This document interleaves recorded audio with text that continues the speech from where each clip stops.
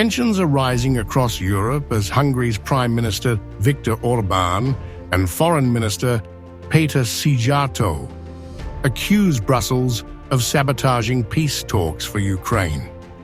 They claim the EU is blocking negotiations and pushing for more war instead of diplomacy. Hungary has been the EU's lone dissenter since Russia's invasion of Ukraine in 2022.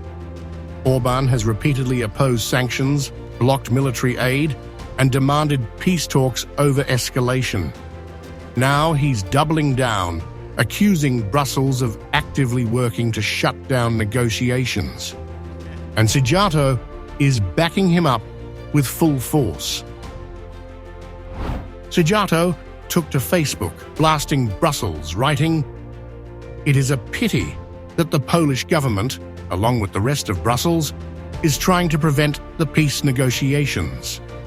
And this behavior in Brussels is what isolates the European Union. The vast majority of the world, including the United States and Hungary, wants peace.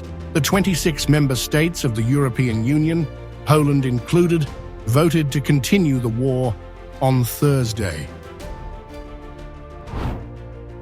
Meanwhile, US President Donald Trump says it's easy to deal with Russia. As you know, we're meeting in Saudi Arabia on sometime next week, early.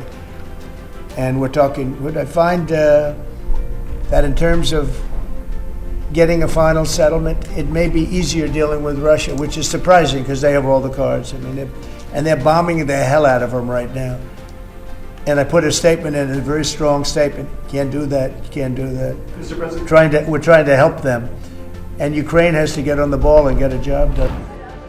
Orbán is jumping on this shift, writing in a letter that the EU's peace through force strategy is a fantasy, arguing that direct EU-Russia talks are the only path forward. Szijjártó echoed that stance, slamming Brussels for sidelining diplomacy. Hungary claims it is the sole voice of reason, while the rest of the EU is hell-bent on war.